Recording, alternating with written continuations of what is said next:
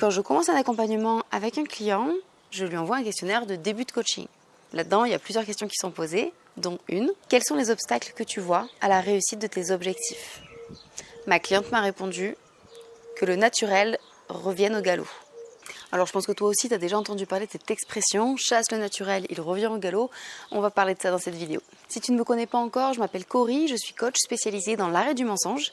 J'ai fondé cette chaîne YouTube et le site Arrêtez de mentir.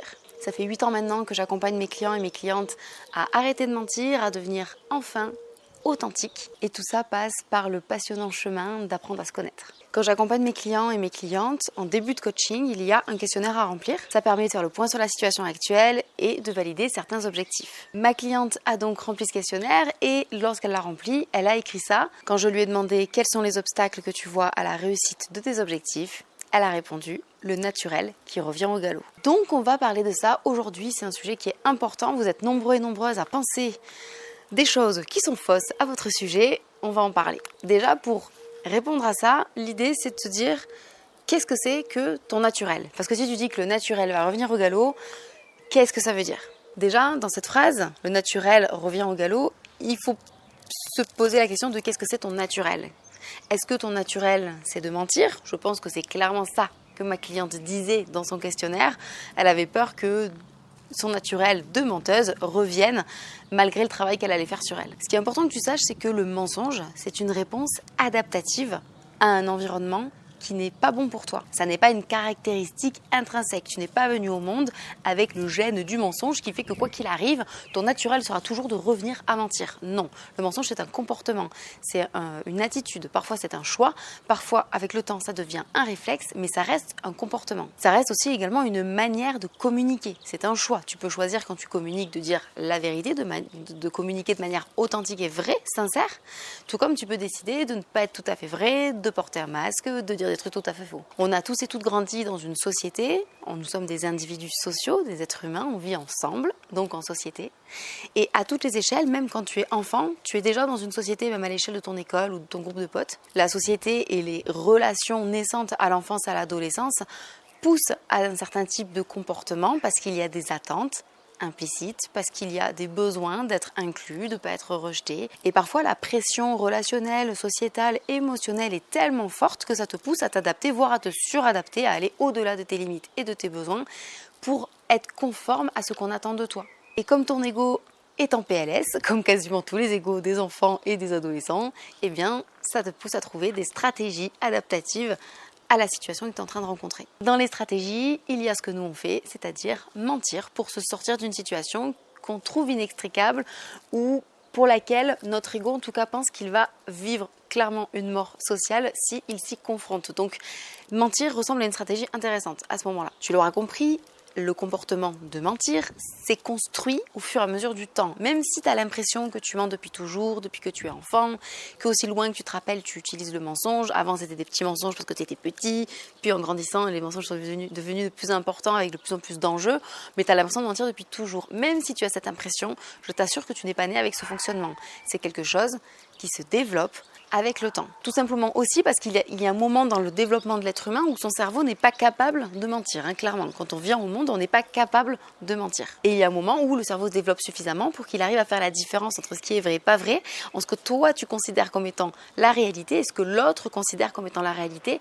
Et c'est à ce moment-là que le mensonge peut arriver. Donc ça n'est pas de naissance. Et donc ça n'est pas ta nature. La nature de tout individu, c'est d'être simple, d'être vrai, d'être authentique. Un peu à l'image d'un enfant qui serait encore innocent, candide et qui n'aurait pas d'idée derrière la tête. La spontanéité des enfants nous le montre bien. Leur nature première, s'ils réfléchissent pas et s'ils sont juste spontanés, c'est d'être vrai et parfois du coup cache, on est d'accord. Donc si tu penses qu'en chassant le naturel, il va revenir au galop, en partant du principe que ton naturel c'est de mentir, et bien là déjà tu te trompes. Dans cette phrase, il y a aussi la partie il revient au galop, comme si quelque chose s'en allait et pouvait revenir à tout moment.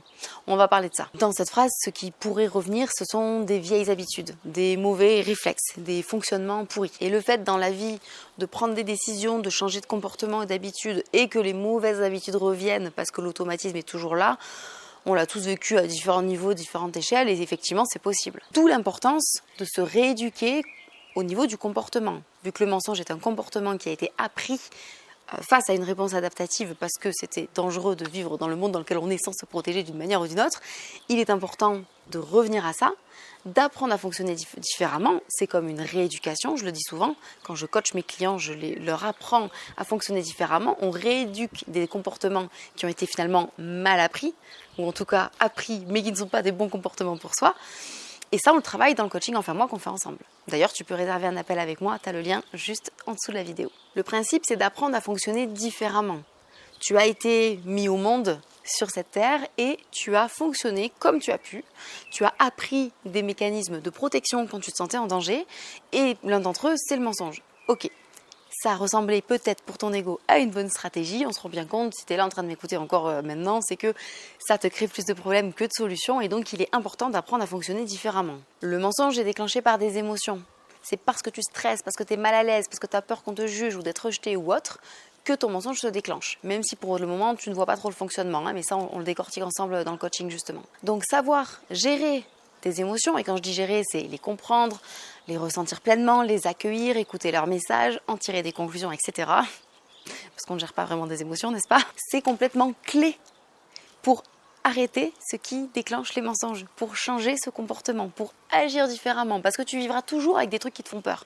Tu vivras toujours avec des moments où on te prend de court, des moments où tu es mal à l'aise, des moments où tu es fatigué. Tu vivras toujours ça. Ce qui compte, c'est de réapprendre à réagir.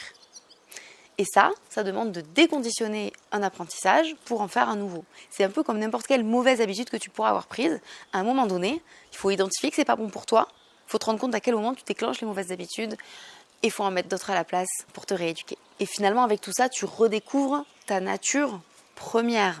Tu la découvres ou tu la redécouvres. Si tu avais déjà eu des moments dans ta vie où tu étais vraiment honnête et que le mensonge s'est déclenché à un instant clé de ta vie, tu vas redécouvrir cette légèreté, cette paix intérieure. Si jamais tu l'as jamais ressenti parce que ça fait trop longtemps dans ton souvenir ou qu'il y a des choses qui sont parties dans le déni, sous le tapis et que tu as l'impression que tu n'es qu'une personne qui ment et qui ne sait rien faire d'autre, tu vas découvrir ce sentiment de sérénité, de paix, d'égal, tu vois, en termes d'émotion, d'être à un niveau égal qui fait que peu importe ce qui t'arrive, tu sais gérer. Tu vas retrouver de la résilience en fait dans ta vie.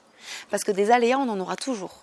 Ce qui compte, c'est savoir comment réagir. Et moi, je vais t'apprendre à arrêter de réagir avec des mythos et à apprendre à réagir avec qui tu es, en exprimant tes besoins, en exprimant tes peurs si tu en as, en exprimant tes émotions, en exprimant tes ressentis, en exprimant tes limites, bien sûr. Si on revient sur cette phrase « chasse le naturel, il revient au galop », eh bien, peut-être tant mieux, parce que ça veut dire que toi, ça fait bien longtemps que tu as chassé ton naturel authentique. Et il va revenir, parce qu'on va lui donner l'autorisation d'être là, parce qu'on va lui permettre sa présence. Pour l'instant, ta nature première qui est simple, authentique et vraie, elle est bloquée derrière des peurs. Tu dois te sentir en crispation. Tu dois te sentir complètement bloqué dans ta vie. Parce que tu ne peux pas être toi-même, même si tu aimerais l'être, même si tu forces peut-être même pour l'être. Tu n'arrives pas à être toi-même parce que c'est bloqué derrière tout ça. On va venir détendre le système, on va venir expliquer à ton mental, à ton ego, à tes blessures, à ton système nerveux, aux parts de toi qui sont terrifiées, qu'on peut agir différemment et que tout va bien. Ça, c'est ce qu'on apprend ensemble dans le coaching Enfin Moi. Alors si toi aussi tu penses que ton naturel c'est de mentir et que ça va revenir, sache que c'est faux. Et si comme ma cliente, tu as vraiment peur de reprendre tes mauvaises habitudes malgré ta volonté et tes objectifs, sache que le coaching est là pour ça. Tu as un accompagnement qui fait que moi je te lâche pas, que je te donne tous les outils pour que ça marche et on y arrive ensemble. Je te laisse prendre rendez-vous avec moi, tu as le lien juste en dessous là dans la description de la vidéo. On passe un moment ensemble, c'est un premier appel diagnostic qui est complètement offert pour qu'on puisse évaluer ta situation et voir si on peut travailler ensemble. Je te souhaite une très belle journée.